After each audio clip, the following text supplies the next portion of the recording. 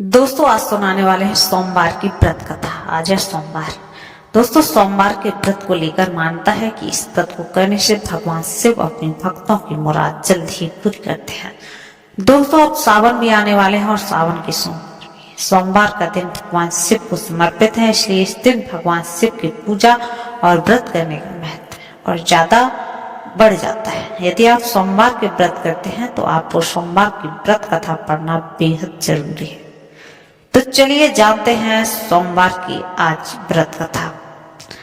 दोस्तों एक बार किसी नगर में एक साहूकार था। उसके घर पर धन की कोई कमी नहीं थी, लेकिन कोई संतान न होने की वजह से वह बड़ा दुखी रहता था। संतान प्राप्ति के लिए वह हर सोमवार को व्रत रखता था और पूरी श्रद्धा के साथ शिव मंदिर जाकर भगवान शिव और माता पार्वती की पूजा करता था। उसकी भक्ति देखकर एक दिन मां पार्वती प्रसन्न होकर भगवान शिव से साहूकार को मनोकामना पूर्ण करने का निवेदन किया। पार्वती जी के आग्रह पर भगवान शिव ने कहा कि हे पार्वती, इस संसार में हर प्राणी को अपने कर्मों का फल मिलता है। जिसके भाग में जो है उसे भोगना ही पड़ता है। लेकिन पार्वती जी ने साहूकार की भक्ति देखकर उसकी मनोकामना पूर्ण करने की इच्छा व्यक्त की। माता पार्वती के आग्रह पर शिव जी ने साहूकार की पुत्र प्राप्ति का वरदान तो दे दिया, लेकिन उन्होंने बताया कि यह बालक सिर्फ 12 वर्ष तक ही जीवित रहेगा।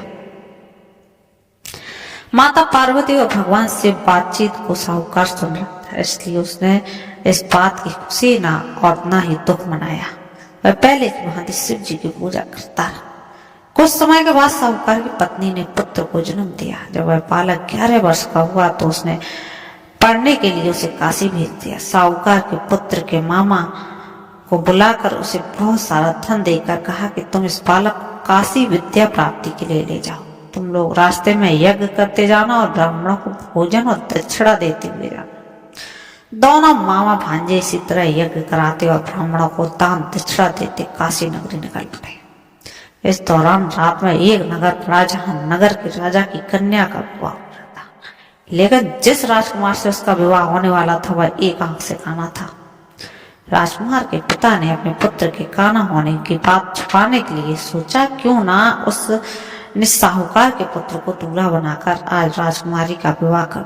विवाह के बाद उसको धन देकर विदा कर दूंगा और राजकुमारी को अपने घर ले जा लूंगा। लड़के को दूल्हे के वस्त्र पहनाकर राजकुमारी से विवाह करा दिया गया। साहूकार का पुत्र ईमानदार था, लेकिन उसे यह बात सही नहीं लगी, इसलिए उसने अवसर पाकर राजकुमारी के दुपट्टे पर लिखा, तुम्हारा विवाह तो मेरे साथ हुआ है, लेकिन जिस राजकुमार के संग तुम्हें भेजा जाएगा वह एक आंख से काना है। मैं तो काशी पढ़ने जा रहा हूँ। जब राजकुमारी ने चुन्नी पर लिखी बातें पढ़ी तो उसने अपने माता पिता को यह बात बताई। राजा ने अपनी पुत्री को विदा नहीं किया और फिर बारात चली गई वापस। दूसरी ओर इधर साहूकार का लड़का और उसका मामा काशी पहुंच गए और वहां जाकर उन्होंने यज्ञ किया। जिस दिन लड़का 12 साल का हुआ उस दिन भी यज्ञ का आयोजन था।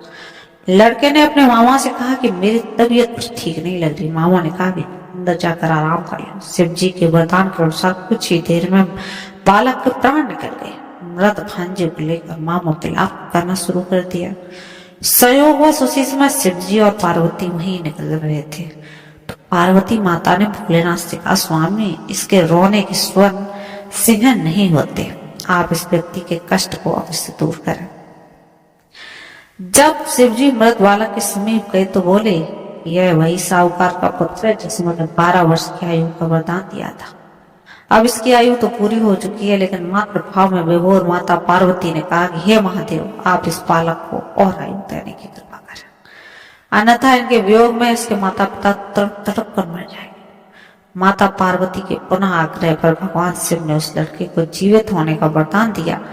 शिव जी की कृपा से वह लड़का जीवित हो गया। शिक्षा पूरी करके लड़का मामा के साथ अपने नगर की ओर वापस चल गया। दोनों चलते चलते उसी नगर पहुंचे जहां उसका विवाह हुआ था। उस नगर में भी उन्होंने यज्ञ का आयोजन किया। उस लड़के के ससुर ने उसे पहचान लिया और महल में ले जाकर उसकी खातिरदारी की और अपनी पुत्री की विदा कर दी। इधर साहूकार और पत्नी प्यास रहकर बेटे की प्रतीक्षा कर रहे थे। उन्होंने प्रण कर रखा था कि यदि उनका बेटे नहीं आया और उसकी मृत्यु का समाचार मिला तो वह भी प्राण त्याग देंगे, परंतु अपने बेटे के जीवित होकर होने का जो समाचार था उन्हें पाकर वो बेहद ही प्रसन्न हुए। उसी रात भगवान शिव ने साहूकार के स्वप्न में आकर कहा, हे श्रेष्ठी, मैंने तेरे सोमवार की व्रत करने और व्रत कथा सुनने से प्रसन्न होकर तेरे पुत्र को लंबी आयु का प्रदान किया है। इसी प्रकार जो कोई सोमवार का व्रत करता है और कथा सुनता है या पढ़ता है, उसके सब दुख दूर होते हैं और सभी मनोकामनाएं पूर्ण होती हैं। तो दोस्तों, आप श्रद्धा भगवान शिव जी पूजा। दोस्तों, ये थी आज की वीडियो। कल फिर मिलते एक नए एपिसोड के साथ। चैनल पर नए हैं तो चैनल को कर लीजिए सब्सक्राइब। आपके लिए हम ऐसा कंटेंट लेकर आते रहते हैं।